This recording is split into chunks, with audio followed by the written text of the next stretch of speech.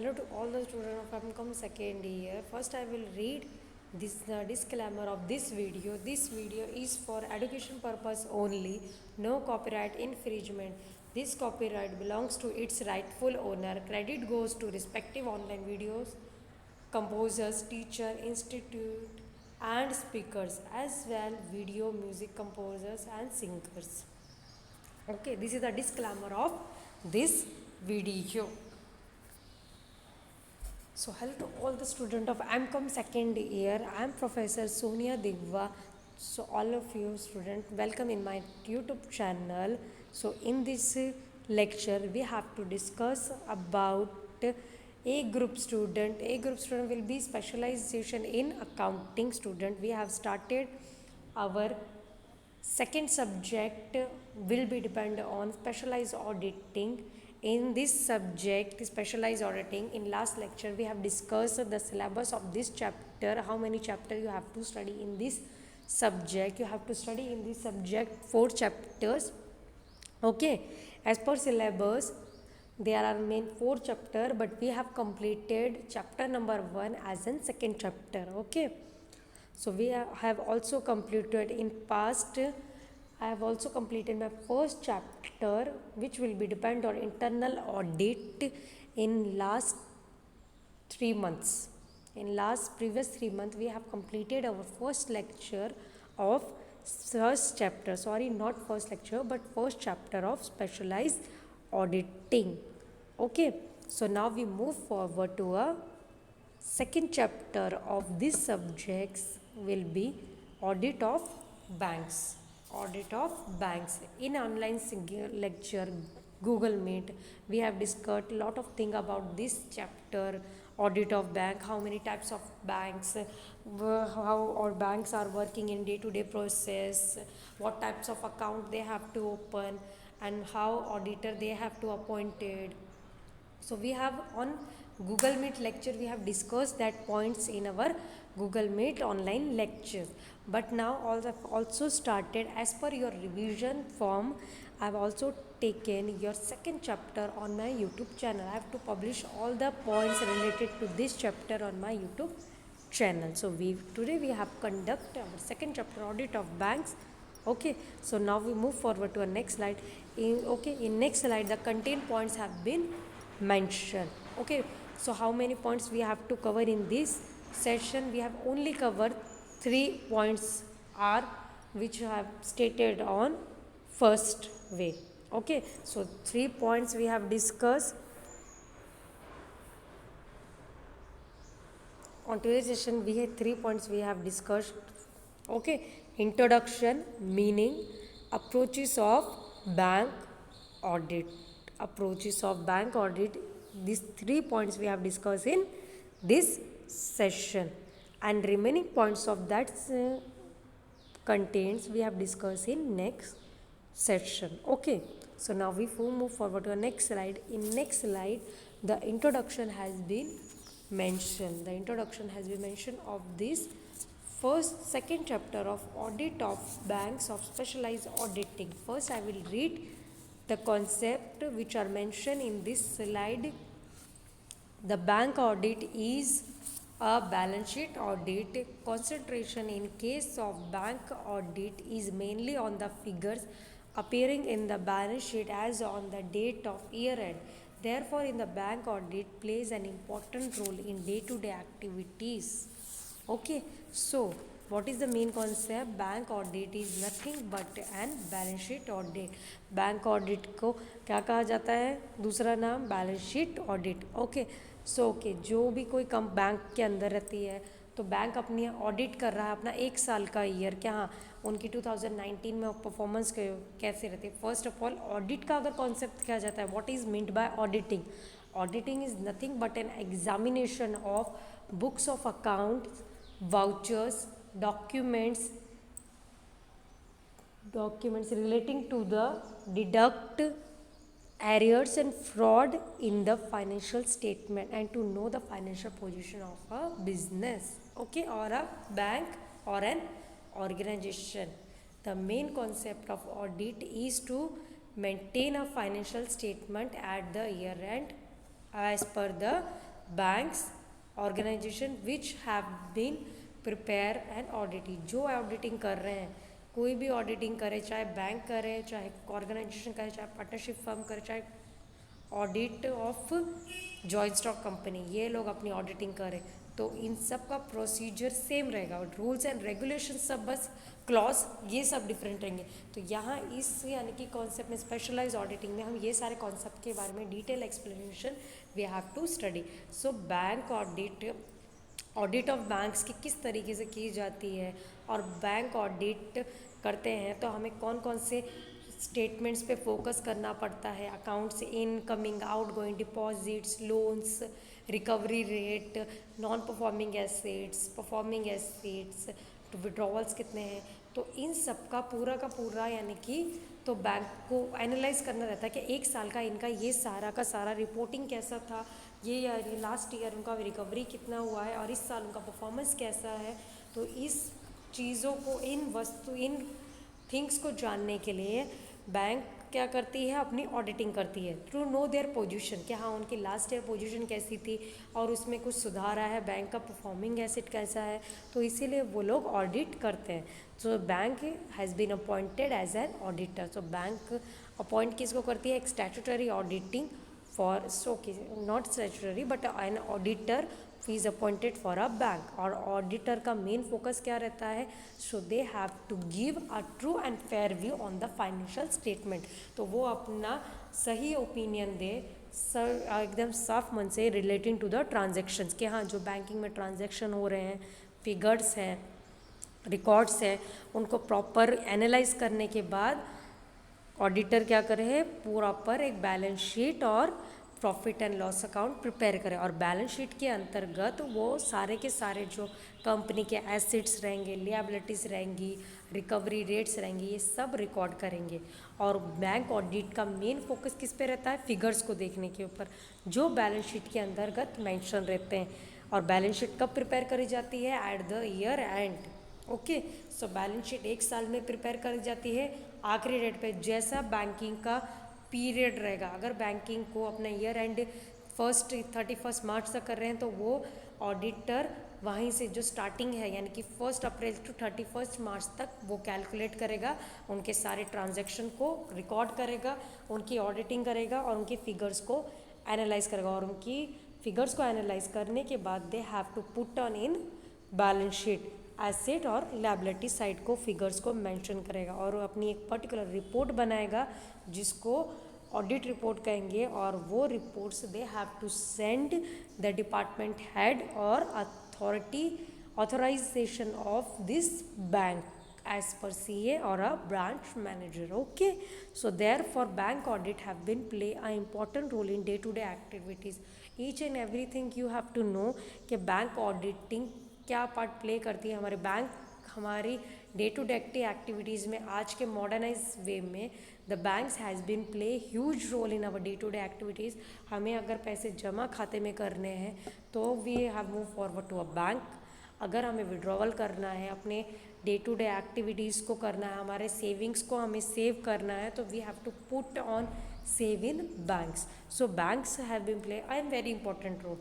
Okay, so इस चीज़ों को बैंकों को इन सारी चीज़ों को एनालाइज करने के लिए कि हाँ उनके क्या क्या अंतर्गत डिपॉजिट कितने हैं, ट्रांजेक्शन्स कैसे हैं, सारे लोन्स रिकवरी कैसे है, एडवांसेस कैसे हैं, तो इन सारी चीज़ों की परफॉर्मेंस को एनालाइज करने के लिए बैंक ऑडिटिंग करती है। Okay, and they have to note down each and every transaction and maintain that transaction file as per the rules and regulation which has been based in bank. Okay, transaction which have been placed during the year are not a subject in review and verification in case of banks.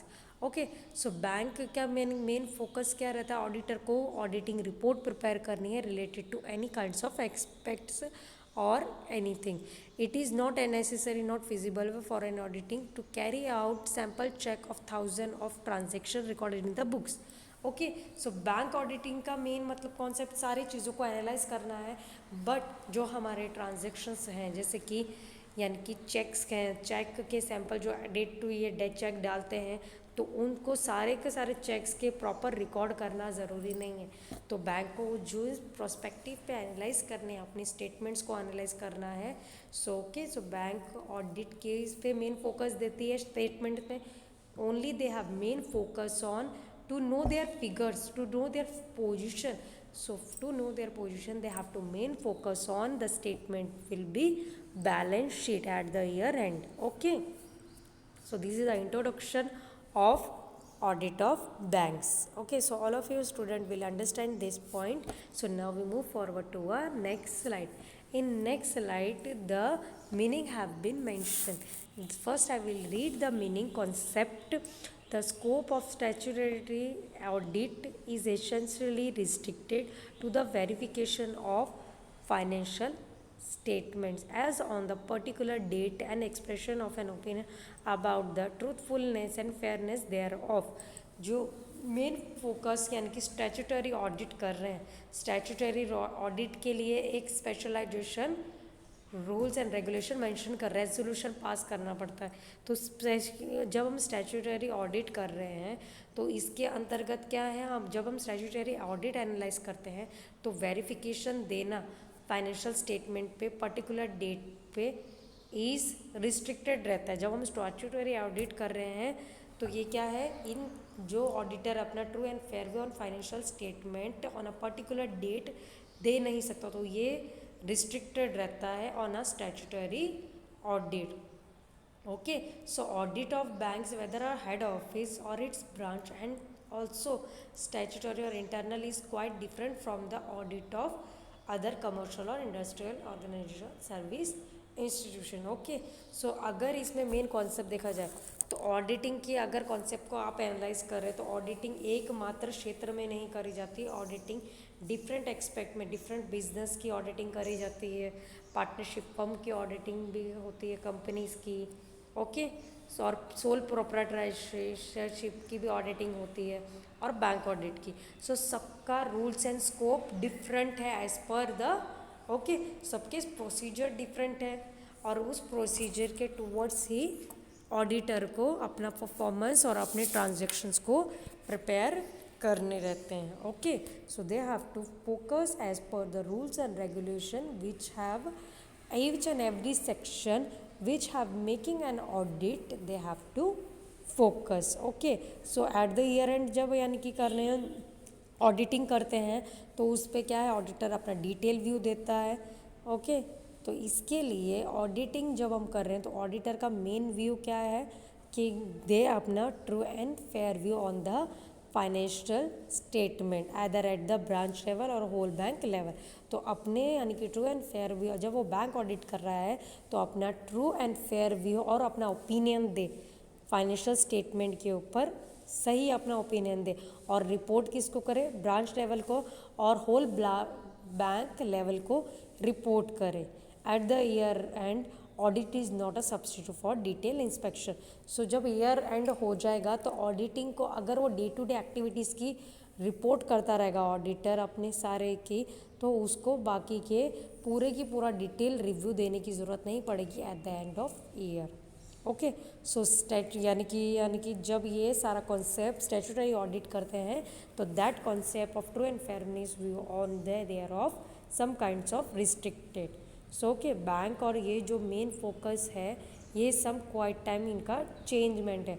तो जो अगर हम audit कर रहे हैं banks की और audit head office है उस ब्रांच के सब अलग अलग, ओके, एक आधी बैंक सब बैंक्स अपनी ऑडिटिंग कर रही है तो एक बैंक तो नहीं है particularly, there are many banks who are making auditing, some kinds of nationalized bank, private sector bank, they have also making auditing, commercial banks और सहकारी बैंक भी बहुत सारी हैं तो वो भी अपनी ऑडिटिंग करते हैं। तो उनको किसको यानी कि रिपोर्ट देने की ज़रूरत है।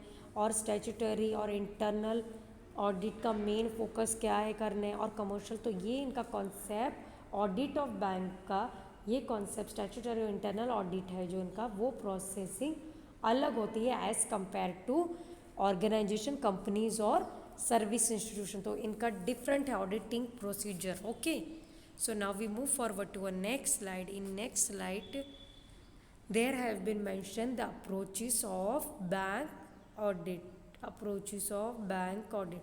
So in approaches of bank audit, there have been 5 points you have to study in this concept, which have been approaches of bank audit. Okay, so first there I have been 5 points. First I will read all the points, and on next slide I have been given you the explanation of these points.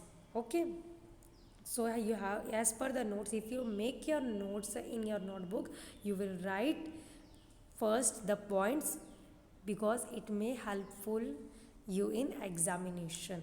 Okay, to write first point, then their explanation. Okay, first point will be rigorous internal control system. Okay, these points, or in these 4 to 5 points we have discussed in our Google Meet lecture. Okay, so in this session I have give you a detailed explanation of that points. Rigorous internal control system, first point. Second point will be complex accounting system. Third point will be greater decentralization of authority. Fourth, of balance sheet items, regulatory requirement. Fifth point will be regulatory requirement. This is only the points of approaches of bank audits. In this there will be 5 points you have to study. And in move to next slide, in this slide the explanation of given first of approaches of bank audit. First I will read the approaches of bank audit. The statutory auditor of bank cannot carry out post and watch audit. जो statutory auditor रहेगा bank का, तो वो क्या नहीं देखेगा, वो है ना एक ईच एंड एवरी आइटम को चेक नहीं करेगा, रिव्यू नहीं करेगा, और पहले से पहले उसकी ऑडिटिंग नहीं करेगा. तो स्टैट्यूटरी ऑडिटर का ये काम नहीं है टू वॉच और to post an audit. That work will be the internal auditor. Okay, the statutory auditor will not focus on the post and watch audit. The bank audit is sometimes described as a balance sheet audit, a system audit, and mostly an audit of advances. The audit of banks is specialized audit. It bears social features. Bank have been following characteristics which distinguish them from the most of commercial enterprises. So bank auditing का main जो focus क्या है, describe करना, balance sheet को देखना. Okay, bank audit किसको से अपनी परफॉर्मेंस एनालाइज करेगी, to maintain a balance sheet audit. तो बैलेंस शीट को ऑडिट उन्हें करनी, बैलेंस शीट के अंतर्गत उसको ऑडिटिंग करेंगे, और कौन कौन से सिस्टम यूज़ कर रहे हैं, whether they have making transaction record कर रहे हैं, तो कौन कौन सा ऑडिटिंग सिस्टम फोकस कर रहे हैं. तो इसके लिए उन्हें कंटेंट्स सारे देखने पड़ेंगे कि हाँ रिलेटेड टू, एंड कौन कौन से एडवांसेस, बैंकिंग के एडवांसेस उन्होंने यूज़ करे हैं टू मेंटेन और to prepare an audit. So ये है क्या है bank audit. They have been main focus on balance sheet audit, system audit, and mostly audit of advances. The have to focus on.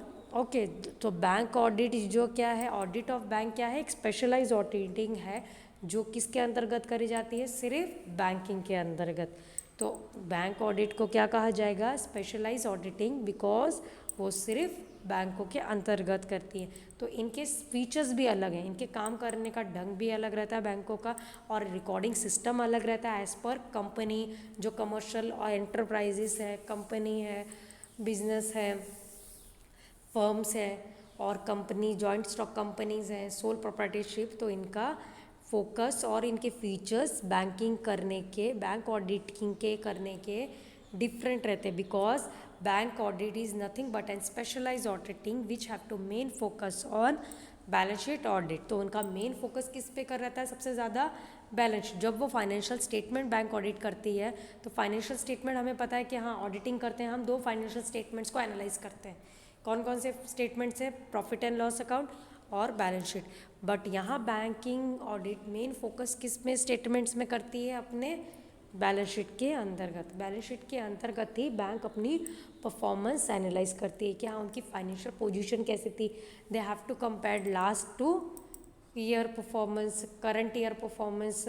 Okay, and then they have to analyse their performance level in a ratio, in a proportionate in, okay, as per that percentage they have analyzed their performance level, okay so उनका performance work कैसा। तो ये concept में approaches के अंतर्गत हम ये देखेंगे कि स्पेशलाइज ऑडिटिंग है, इनका वर्क कैसा है और क्या क्या कड़कपना इनमें रहता है और काम का प्रोसेसिंग, उनके ट्रांजैक्शन के रिकॉर्डिंग सिस्टम कैसे हैं। तो इस कॉन्सेप्ट के approaches of bank audit we have to focus on that characteristic, okay.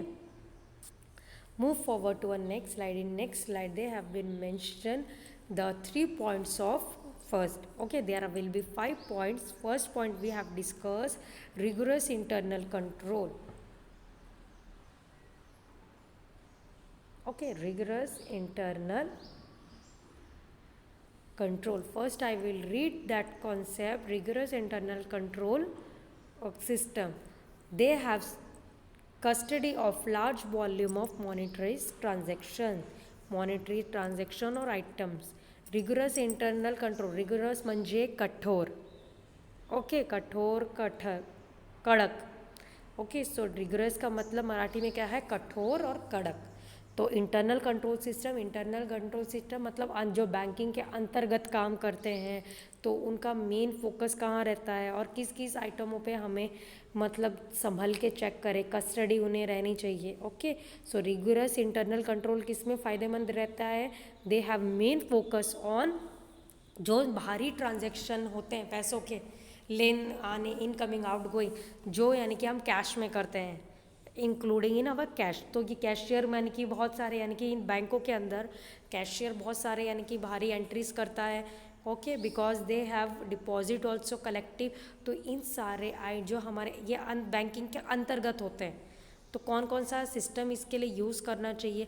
और यानी कि जो rigorous internal control will provide a security and safety to the large volume of monetary items, जो यानी कि मॉनिटरी ज़्यादा पैसों के अंतर्गत आइटम्स आ रहे हैं जैसे कंप्यूटर बैंकिंग में हो रहे हैं, तो उनके अंतर्गत और रिकॉर्डिंग कैसा हो रहा है बैंकिंग का, ये सब कैश है, निगोशिएबल इंस्ट्रूमेंट है, बैंकिंग के अंतर्गत हमें मटेरियल की भी ज़रूरत पड़ती है, ओके।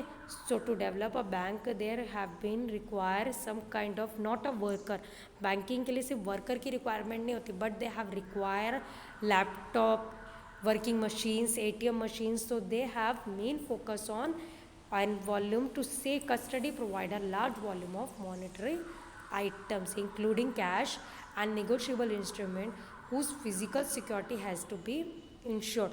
हाँ, उन्हें गार्ड की सेफ्टी चाहिए तो मॉनिटरी ट्रांजेक्शन्स को, तो ये rigorous internal control have providing that safety to the bank, okay. So this applied both यानी कि रिगरस इंटरनल कंट्रोल सारे ट्रांजैक्शन को यानी कि दोनों ट्रांजैक्शन को, जो मॉनिटरी हमने यानी कि इनकमिंग आए हैं बैंकों के अंदर, डिपॉजिट्स हुए हैं, और जो यानी कि हमने डिपॉजिट्स हुए हैं बैंकों के अंदर ट्रांजैक्शन, और suppose we have to transfer that monetary transaction items, हम पैसे ट्रांसफ़र कर रहे हैं बैंकिंग के अंदर, और अगर ये यानी कि तो इन ट्रांजैक्शंस को, इन चीज़ों को rigorous internal control they have provide a physical security on that item, both item storage and जो हम पैसा इनकमिंग कर रहे हैं, आउटगोइंग कर रहे हैं, उन आइटम्स को they have to main focus to store that items as per the banking level, because they have not use and misappropriation of that. So इसमें हम लोग अंतर्गत क्या देखेंगे, दैट इंटरनल कंट्रोल, ताकि वो जो ट्रांजैक्शंस है that transaction will be not and that large volume of monetary transaction, जो आइटम्स हैं उन्हें, ताकि कोई उनके साथ ट्रांजैक्शन के साथ फ्रॉड ना कर सके, इसीलिए हम फिजिकल सिक्योरिटी उन ट्रांजैक्शंस को, उन मॉनिटरी आइटम्स को, पैसों की वस्तुओं को प्रोवाइड करते हैं। जस्ट लाइक ATMs हैं, ये मशीन्स हैं जो मॉनिटरी आइटम्स हैं जिसके अंतर्गत तो पैसे आ रहे हैं, जा रहे हैं जो बैंकों में, that peoples whose account holders who deposit, तो इनके जो पैसों के ट्रांजैक्शंस है we have to main focus to provide a safety, ताकि उनका मिसअप्रोप्रिएशन से यूज़ ना हो, ताकि उन ट्रांजैक्शन के साथ कोई फ्रॉड ना कर सके।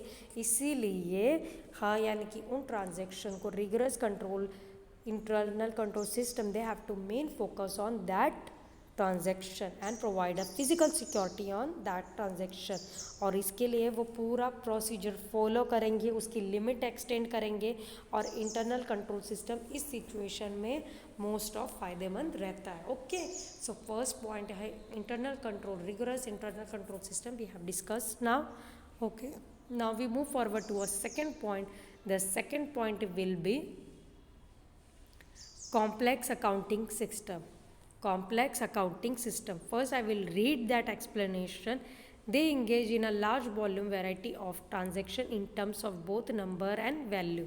ओके, कॉम्प्लेक्स अकाउंटिंग सिस्टम जो भी है, मतलब हम बैंकिंग के अंदर हो ट्रांजैक्शन सिस्टम, जब हम अपना डाटा रिकॉर्ड करते हैं, डे टू डे एक्टिविटीज़ को एनालाइज करते हैं, दो भारी मात्रा में जो ट्रांजैक्शन है, चाहे वो नंबर्स में हो या वैल्यू में हो, यानी कि नंबर मतलब कि बहुत ज़्यादा, कि आज के इतने ट्रांजैक्शन, आज के हमारे इतने डिपॉजिट्स हुए हैं, आज के हमारे इतनी रिन्यूअल्स हुए हैं, इतने हमारे अकाउंट रिन्यू हुए हैं, इतने हमारे अकाउंट डिपॉजिट हुए हैं, इतने हमारे अकाउंट्स में से विड्रॉवल्स हुए हैं, दैट ट्रांजैक्शन। और जो लार्ज वॉल्यूम ऑफ ट्रांजैक्शन है, तो कॉम्प्लेक्स अकाउंटिंग सिस्टम में हम लोग इन चीज़ों को एनालाइज करते हैं। Okay, and that system will be recorded in a bank. Okay, so approaches इसमें क्या है, तो approaches they have main focus to okay complex मतलब जटिल, तो उसके लिए हम लोग कड़क अकाउंटिंग सिस्टम यानी कि जटिल एक सिस्टम यूज़ करेंगे, जिससे इन सारे ट्रांजैक्शन को, जो बहुत सारी भारी मात्रा में ट्रांजैक्शंस हैं,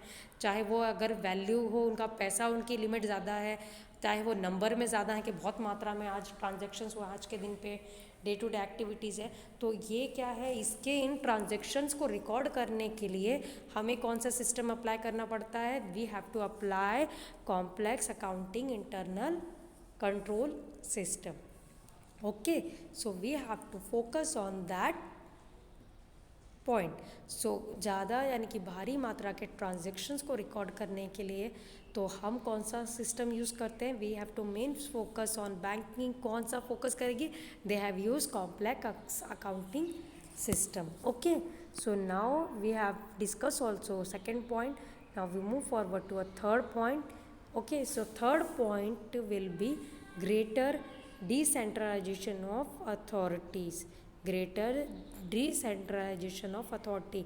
डिसेंट्रलायझेशन म्हणजे विवेकद्रीकरण, विवेकद्रीकरण, सत्तेची विवेकद्रीकरण, okay, of authorities.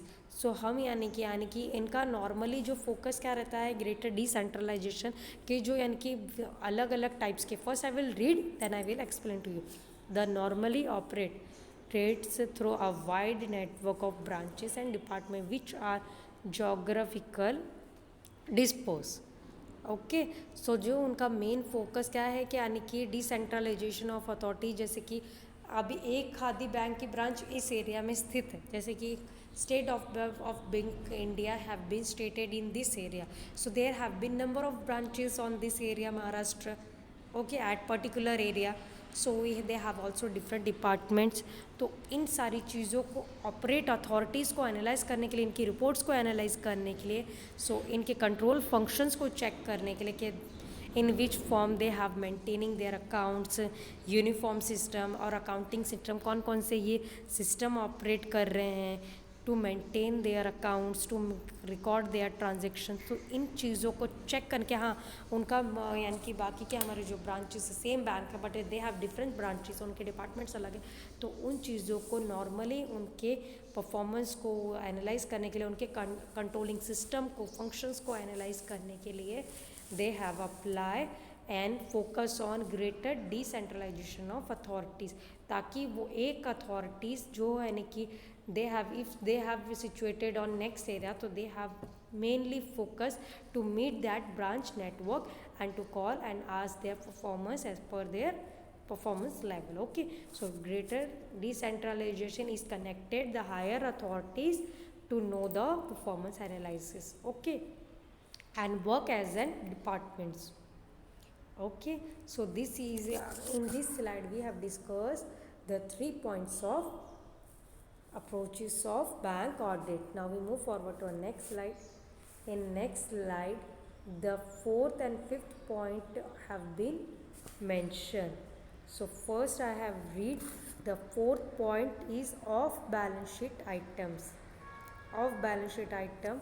First I will read that explanation of off balance sheet items. Okay, so I think I have zoomed that point because it will have more focus to read that point for you also. Okay, so off balance sheet items, they have often assume significant commitment without any transfer of funds.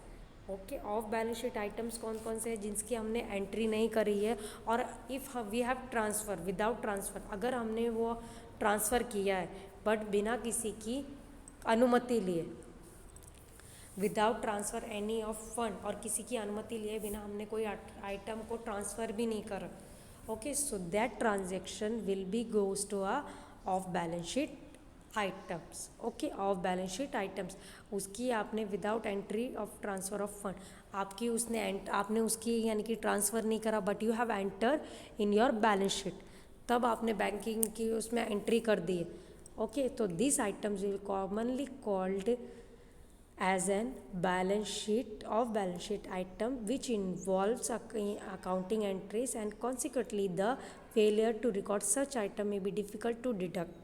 So of balance sheet items कैसे हैं कि हाँ, एक आधा member यानी कि क्या है कि ये यानी कि डिपॉजिट्स हो रहे हैं, तो डिपॉजिट्स में प्रॉपर अगर हम रिकॉर्ड नहीं करेंगे कि हाँ एज पर कितने टाइमिंग में ये डिपॉजिट्स हुआ था, बैलेंस विड्रॉवल हुआ था, तो अगर आप किसी को मनी ट्रांसफ़र करते हो in a banks, they have supposed to be transfer funds and not making entries in a balance sheet.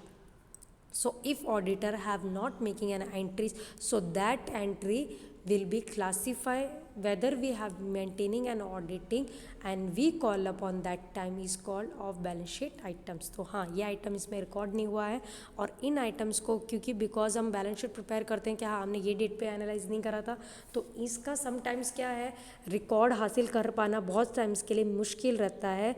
तो इनको एनालाइज करने के लिए, इन चीज़ों को एनालाइज करने के लिए कि अगर किसी की कमिटमेंट के बिना पे आपने फंड को ट्रांसफ़र किया है without any commitment to transfer the fund to the third party, so ये ट्रांजैक्शंस किस वे में एनालाइज करा जाएगा बैलेंस शीट के अंतर्गत, ऑफ बैलेंस शीट आइटम्स को. तो इन आइटम्स की रिकॉर्ड एनालाइज कर पाना बहुत मुश्किल होता है to find out that items balance.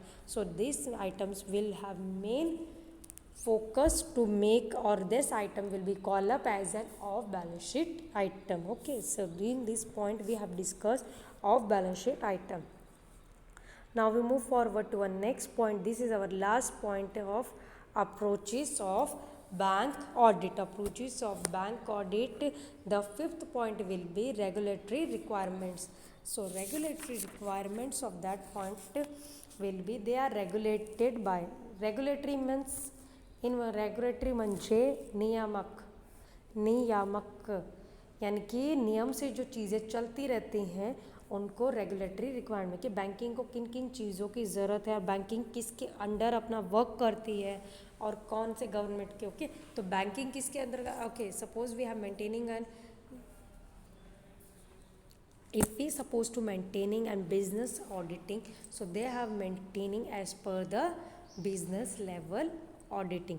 If we focus on banking audit, if we maintaining our banking audit, so we have to move forward that authorities is to be given to the government. So regulatory requirement क्या है, they have regulated by the government authorities, and the resultant regulatory requirement often or influence accounting and auditing practice in the banking sector. तो जब banking sector की auditing करते हैं तो उनकी main requirement क्या है कि वो अपने सारे के सारे किसके अंतर्गत, अपने रूल्स एंड रेगुलेशन के अंतर्गत अपने मेंटेन करें बैंकिंग की audit in as per the government rules और गवर्नमेंट अथॉरिटीज़, और जो गवर्नमेंटरी रूल्स एंड रेगुलेशन जो गवर्नमेंट ने बैंकिंग के लिए बनाए हैं क्या उसके अंतर्गत वो ऑडिटिंग करेंगे as per the duration, as per the times, as per the requirement of applications. So ये जो ऑडिटिंग प्रैक्टिस कर रहे हैं और जो भी अकाउंटिंग सिस्टम है जो गवर्नमेंट ने डिस्ट्रीब्यूट करे हैं बैंक को, जो गवर्नमेंट ने रूल्स एंड रेगुलेशन में मेंशन करेंगे हैं कि बैंक ऑडिट किसके अंतर्गत की जाती है और उसके यानी कि कौन कौन से रूल्स एंड रेगुलेशन मेंटेन करने पड़ेंगे. सो ये सारे के सारे बैंक ऑडिट को फोकस किस पे करना पड़ेगा, they have to move focus to the government authority which they have to provide rules and regulation on the basis of government. So and bank audit will be goes to as per the rules and regulation of which have been stated by the government. Okay, so this is our points. These are the 5 points of approaches of bank auditing. In this session we have discussed only these 5 points of approaches, and so in next lecture we have discussed the next point will be the principal enactment of governing bank audit. Okay, whether the bank audit regulation act will be performed as per the level. Okay, so from this session we have discussed only this 5th point. In next session we have discussed remaining points of remaining concepts of this chapter. Okay, so today's session or lecture will be over from today. So instruction for all of you, like this video, subscribe my channel, and in comment box mention your details, okay, as per you have maintained your attendance. Okay, so thanking you to all of you students.